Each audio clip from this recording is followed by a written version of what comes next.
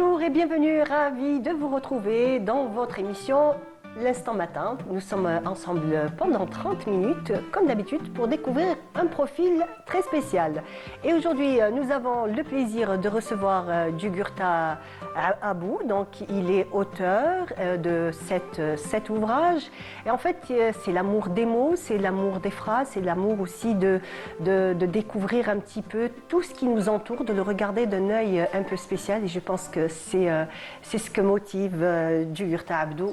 Bonjour et bienvenue. Bonjour, merci pour l'invitation. Nous sommes ravis de vous recevoir et surtout dans l'Instant Matin. Et aujourd'hui, on va parler des mots, de l'écriture avec vous. Mais en fait, vous êtes auteur, romancier, essayiste, mais vous êtes de formation psychologue, c'est ça? Effectivement, j'ai un magistère en psychologie sociale. Mais l'écriture, c'est ma passion, ça reste quand même un plaisir, un loisir et aussi une forme d'évasion. Une forme d'évasion et surtout une forme de mise en forme, puisqu'étant donné votre spécialité, donc vous avez un regard un peu spécial, que ce soit sur la société, sur les gens, sur le monde qui nous entoure. Et c'est un petit peu ça qui inspire tous vos ouvrages? Effectivement, un psychologue de surcroît, un psychologue social, il a le sens de l'observation, il a le sens de l'attention, il regarde, il observe les comportements, il fait attention aux moindres détails concernant les interactions sociales et il essaye de traduire ça. Bon, du point de vue scientifique, en théorie et en recherche, mais du point de vue littéraire, ça sort des phrases, ça sort des textes, ça sort des histoires parfois inspirées de la réalité et d'autres inventées ou bien imaginées. Imaginées. Donc vous êtes mis à l'écriture vers quel âge? À quel moment vous avez su que les mots étaient votre passion? Dès l'enfance, je commençais à griffonner des textes. J'essayais d'écrire sous forme de poésie. Ça ressemblait un peu, mais il y avait les enseignants aussi qui encourageaient. Il y avait les parents qui encourageaient. J'ai essayé aussi un peu de créer un journal du lycée. Donc ça a créé une certaine dynamique. Et je me suis mis à l'écriture très tôt, dès l'enfance. Et puis, ça a grandi avec la lecture, avec les encouragements, les motivations, jusqu'au premier livre édité en 2019. Et est-ce que votre formation de psychologue c'est un petit peu l'écriture qui vous a mené vers cette voie-là de la psychologie? Non, je ne pense pas qu'il y ait une relation directe, mais au fur et à mesure de lire, d'étudier, de faire des recherches dans cette spécialité, il y a eu quand même pas mal d'idées qui ont été emmagasinées, qui ont servi de matière pour l'écriture. Très bien. Donc en 2019, c'est la naissance du premier ouvrage? Oui, c'est L'amour des feux. C'est une histoire sous forme de poésie. Ce n'est pas un recueil de poèmes, mais c'est une histoire sous forme de poésie avec plusieurs épisodes. C'est l'amour de l'être, c'est l'amour du cher, c'est l'amour de la dulcinée, l'amour de la maman, l'amour de la patrie, l'amour dans toutes ses dimensions. Et c'est quand même une histoire qui a été bien reçue, bien accueillie par le cher public, par les lecteurs, ce qui a donné quand même une certaine motivation et qui nous a poussé à écrire d'autres livres jusqu'à mon 7e, paru cette année. Donc le premier, on va dire, a facilité la venue de tous les autres ouvrages. Absolument. Et il y a le public qui a bien accueilli le livre. J'ai été invité dans plusieurs rencontres littéraires, il y a eu des débats, il y a eu des salons où j'ai marqué ma présence et le livre a été sujet à discussion, à débat, à plusieurs rencontres. Donc ça a été une source de motivation. Et puis on se dit pourquoi pas, mais une fois lancé, on ne s'arrête pas. En fait, je dirais c'est presque comme une addiction. Une fois qu'on commence, on n'arrive plus à s'arrêter. L'imagination ne s'arrête jamais, j'imagine. Tout à fait d'accord. Et puis on sent l'utilité, sinon l'importance de l'écriture. On sent les bienfaits de l'écriture. Ça devient une sorte d'addiction, mais une sorte de remède beaucoup plus. Oui. Catharsis, ça nous permet de soulager nos maux, MAUX, nos douleurs, tous nos tourments sont exprimés. C'est une manière très agréable d'exprimer ses douleurs, ses chagrins, ses peines. En fait, c'est comme un artiste quand il est face à sa toile avec toutes ses peintures. C'est un moment de magie, c'est un moment de bonheur, on va dire, inimaginable. Absolument, absolument. C'est une déflagration qui donne lieu à une joie indescriptible. J'imagine. Alors, le deuxième ouvrage, donc après... Le deuxième ouvrage, c'est Hier, aujourd'hui, demain, l'Algérie. C'est un essai, une étude, si on veut dire, rétrospective et prospective de divers secteurs de la vie, de notre vie. C'est l'école, la culture, l'économie, la jeunesse, le sport, où nous avons essayé d'établir un constat et d'émettre des propositions pour l'amélioration de chacun de ces secteurs. Donc ça reste un peu un essai documenté, référencé, une réflexion générale sur toute la vie politique, économique, sociale et culturelle de notre pays. Qu'est-ce qui vous a poussé à aborder cette thématique? Il y a un regard sur la société. Nous vivons dans une société en évolution permanente. On en fait partie intégrante. On en fait partie intégrante. Donc, ces évolutions-là qui nous permettent d'avoir un œil, de bien réfléchir, de se poser diverses questions. On se situe, on essaie de se situer par rapport au passé, par rapport au présent et par rapport à l'avenir. Donc, on essaye de jouer un rôle dans la construction d'un avenir radieux, d'un avenir meilleur, et c'est ce qui nous pousse à émettre des propositions, à essayer d'exposer, d'exprimer ces idées. En même temps aussi avoir aussi un regard neutre, parce que c'est comme par exemple envers notre enfant, c'est un petit peu la même chose. Absolument. On l'accepte avec ses qualités, ses défauts, et on doit être absolument. honnête avec soi-même. Oui, ce qui caractérise l'essai des autres genres littéraires, c'est que dans l'essai, on doit être le plus objectif possible. Absolument. On doit faire appel à son sens de scientifique, à la méthodologie, à tout ce qui va avec le savoir, la science et la recherche scientifique. Donc, c'est un regard, comme vous dites, un regard objectif, un regard rationnel sur la situation tant présente que future.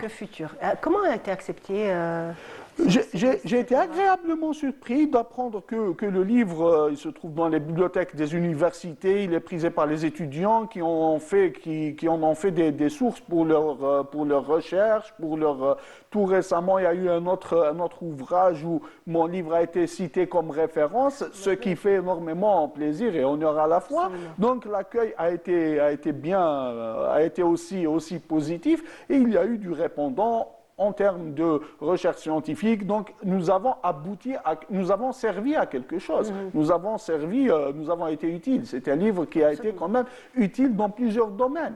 Ça prouve que, en fait, votre démarche a été une démarche, on va dire, honnête, avec beaucoup d'intégrité et d'honnêteté, comme je le disais dès le départ.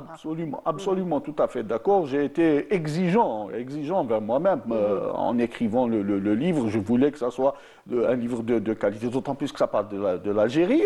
On ne badine pas là-dessus.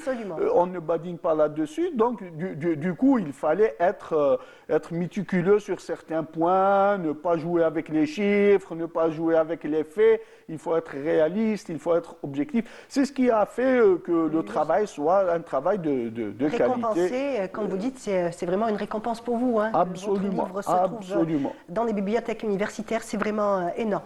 Donc après, il y a eu de la romance. C'est mon premier roman. D'accord. Les mots conjugués, les mots MAUX. D'accord. Donc c'est les douleurs qu'on conjugue.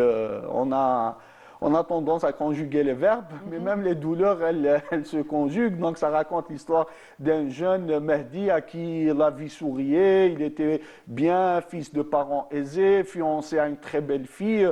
Soudain, il y a eu le séisme de Boumerdès qui a fait basculer sa vie, puisque sa dulcinée est morte lors du séisme. Du coup, Mehdi ne savait plus où se donner de la tête.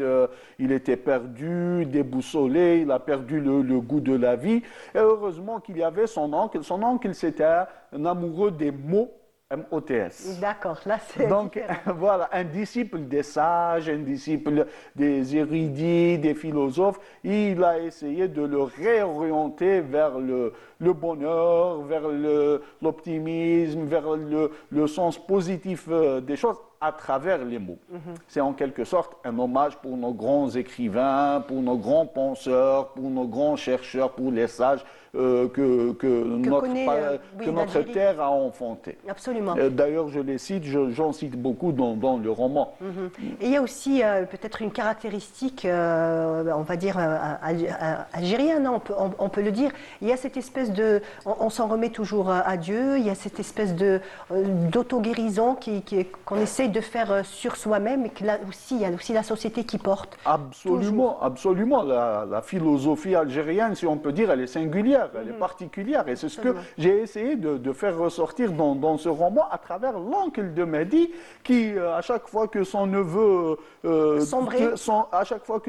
sombrait, il était là pour essayer de l'aider, pour essayer de l'encourager à dépasser, à franchir ses douleurs, ses maux, ses tristesses, etc.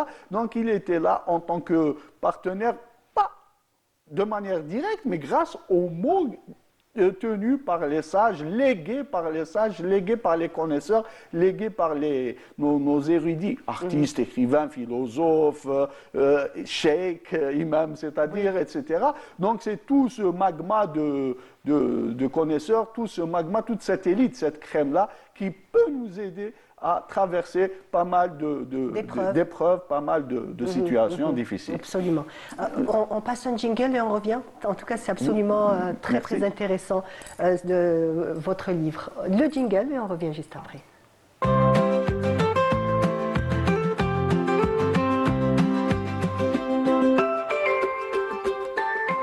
L'instant matin continue et nous avons le plaisir de recevoir donc Jugurtha Abdou qui est là ce matin avec nous. Donc on a parlé de ce roman où Mehdi est on va dire l'acteur principal de votre livre. Effectivement. Qu'est-ce qu'il y a eu donc après ce roman? Donc après ce roman, il y a eu un autre essai. Donc j'ai cette particularité un peu de jongler entre passer d'un genre à l'autre. C'est un essai intitulé La pensée d'Aït Ahmed. Donc c'est un hommage à Hussein Aït Ahmed, à feu Hussein Aït Ahmed, où j'ai essayé d'élucider sa pensée, sa vision des choses dans les différents domaines de la vie politique, économique, sociétale, culturelle, etc. Donc Hussein Aït Ahmed, avant l'indépendance, il s'est distingué par son militantisme, par sa contribution à la guerre de libération. J'ai essayé de parler de ça, d'un point de vue de ce personnage, en me fixant sur la pensée, c'est-à-dire sa manière de voir les choses, sa manière de faire des propositions, d'émettre des propositions et ses idées. Très bien. Donc après, il y a eu un deuxième roman, Au-delà de mes rêves, édité en 2024 chez les éditions Dalimen. Oui. Un roman qui raconte l'histoire de Tarek, un jeune, bon, le prénom, il est choisi sciemment en référence à Tarek ibn Ziyad. C'est aussi dans la même lignée que les mots conjugués, un hommage à nos personnages qui ont marqué l'histoire de l'Algérie. Tarek, donc, c'est quelqu'un qui avait de l'ambition, qui avait du rêve, d'où le titre Au-delà de mes rêves, qui voyait grand, qui voyait beau, donc il est confronté à certains aléas de la société, à certaines difficultés, Donc c'est une lutte entre le bien et le mal, entre la paix et la guerre, entre la fraternité et l'animosité, entre l'amour et la haine. Et Tarek, il prenait ça, il prenait la paix, il prenait l'amour, il prenait la solidarité, il prenait là où il passait, dans son village, et puis quand il a été en ville pour poursuivre ses études, quand il est parti. Donc à chaque fois, Tarek essayait de semer la bonne parole, il essayait, à l'image des prophètes, des sages, etc. Donc c'est dans la continuité du premier roman que j'ai écrit Au-delà de mes rêves. Au-delà de mes rêves. Exceptionnel Exceptionnel algérienne. Alors, exceptionnel algérienne, c'est un récit qui dresse le portrait de 18 femmes qui ont marqué l'histoire de De l'Algérie. Donc À travers l'histoire, à travers l'histoire, différentes étapes, différentes époques, et puis dans différents domaines. J'ai parlé de la femme moudjahida, j'ai parlé de la femme écrivaine, j'ai parlé de la femme chanteuse, j'ai parlé de la femme journaliste, j'ai parlé de la femme médecin, de la femme sportive. Donc j'ai essayé de toucher à tous les domaines et dans chaque domaine j'ai relevé des noms de personnages, certains connus, d'autres moins, qui ont marqué l'histoire de notre pays, qui ont hissé le drapeau algérien tant sur le plan national qu'à l'échelle internationale. Donc c'est un hommage à la femme, c'est un hommage au combat de la femme à travers d'une manière romancée. C'est-à-dire qu'il y a un personnage principal, c'est une fille, que j'ai nommé Tifitheren, qui veut dire meilleur que les astres. Ah, c'est joli ça, Tifitheren. À qui sa grand-mère raconte les histoires de ces femmes. Donc sa grand-mère, elle l'a choyée, elle l'a gâtée chaque soir, ou bien parfois lui raconter des histoires. C'est les portraits de ces femmes-là, de ces femmes qui ont marqué l'histoire. Les femmes aussi gardiennes de la mémoire, il faut le dire. Absolument, gardiennes de la mémoire, et puis les femmes aussi vecteurs de la réussite. C'est des femmes qui ont réussi, c'est des femmes qui ont quand même mené un chemin particulier. Je cite à titre d'exemple Algia Ben Alleg, c'est la mère de la pédiatrie en Algérie. Donc c'est une femme qui a forcé le destin. C'était une femme qui s'est épanouie, qui a marqué son empreinte, qui a laissé son empreinte dans le parcours de la médecine algérienne. Et je parle de Iman Khalif, notre championne olympique aussi. Voilà, c'est un peu une manière de parler de différents domaines, différents profils, mais le tout dans une histoire. D'accord. Raconté par notre jeune héroïne. Effectivement. Raconté par notre jeune héroïne dans un style très léger, c'est-à-dire qu'un jeune peut lire ce livre, tout comme un adulte peut le lire. Et les deux vont se retrouver, les deux vont apprendre des choses, vont découvrir des personnages et vont apprécier ces héroïnes qui nous ont quand même tracé le chemin. Absolument, absolument. Donc nous avons aussi ce que disent les morts. Ce que Alors, disent les morts. est-ce que c'est le dernier? C'est le dernier pour l'instant. Ah oui, non, bien sûr. J'allais dire le dernier né. Le dernier né. Le dernier né. Donc ce que disent les morts. C'est un roman. C'est un roman. Édité chez les éditions d'Alimen cette année-là, 2025. Donc c'est un roman qui nous mène vers d'abord le Covid, 7 personnes mortes de Covid.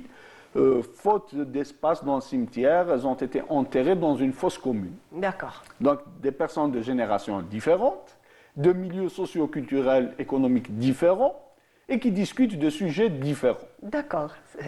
Ils discutent dans l'au-delà. Et ils discutent dans l'au-delà, et il y a quelqu'un, Rizqi, qui a le don d'écouter les morts. Ok. Donc il les écoute discuter, il les écoute débattre de différents sujets.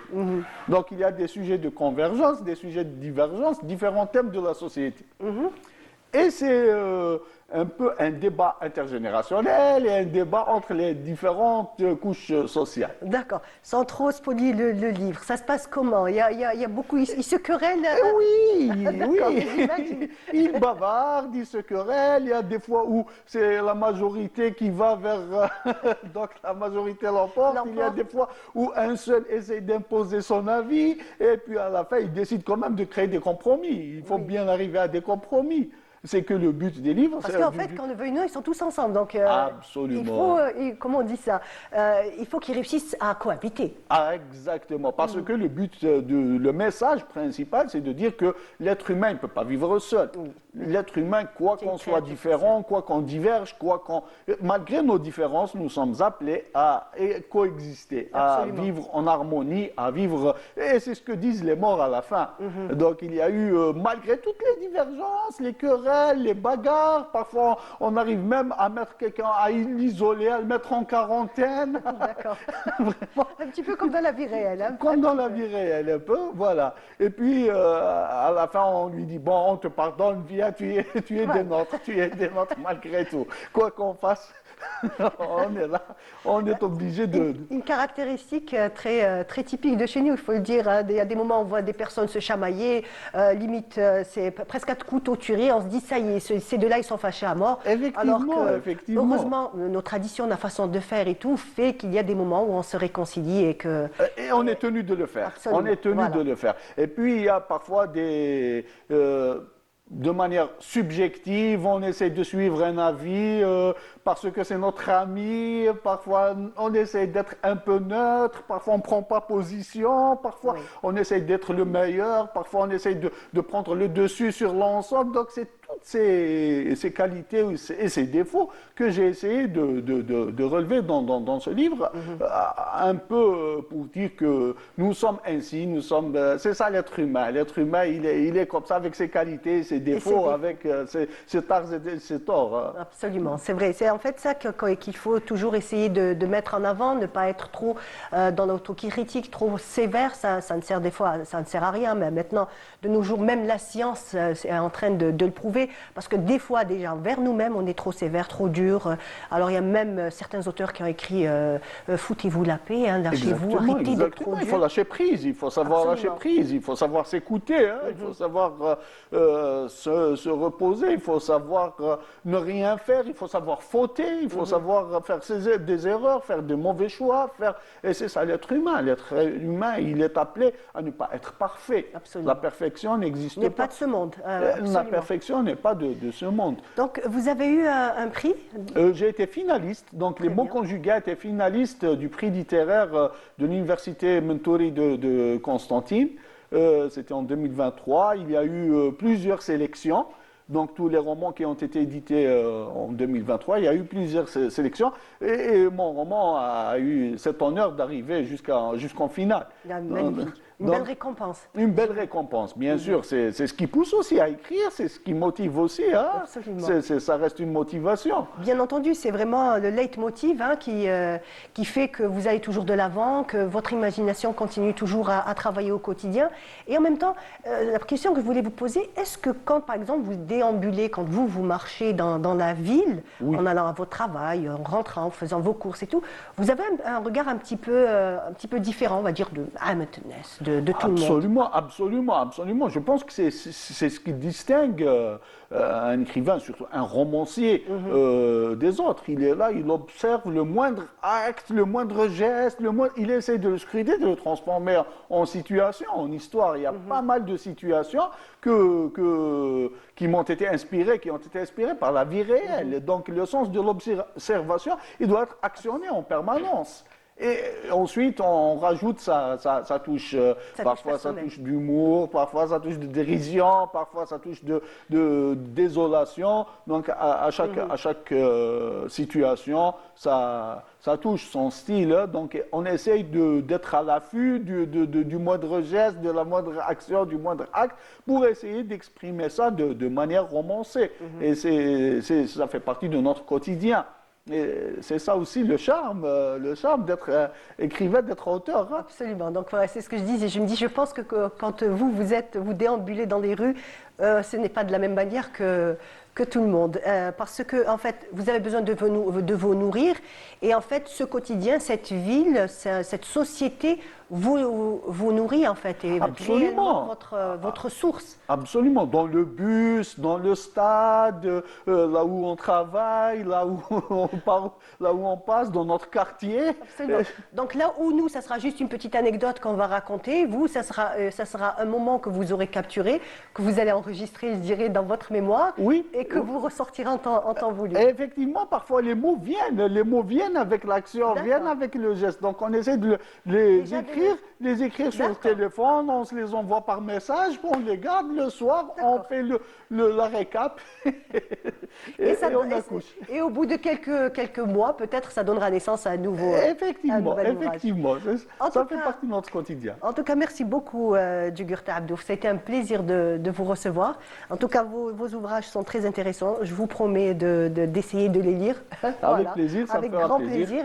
et nos téléspectateurs donc aussi. On peut retrouver vos livres dans toutes les librairies? Oui, ils sont disponibles, Très bien. ils sont disponibles dans les librairies. Et puis, je suis très présent dans les rencontres littéraires. J'en fais presque chaque semaine. Donc, je donne rendez-vous à nos chers lecteurs dans les prochaines rencontres Ah littéraires. ben voilà, donc rendez-vous pris et en même temps, pour la fin d'année, ça va être un petit peu, on va dire, des vacances pour les plus jeunes. Pourquoi ne pas leur offrir un livre, leur mettre entre les mains et Avec plaisir. les faire voyager. Merci en tout cas, merci C'est moi encore qui une vous fois. remercie. Ça en arrive à la fin de notre émission. Ça a été un plaisir de vous accompagner. Je vous dis merci de votre attention. Et bien entendu, on se retrouve bientôt, Inch'Allah, toujours sur Canal Algérie. Entre-temps, restez toujours sur les programmes. Merci, au revoir.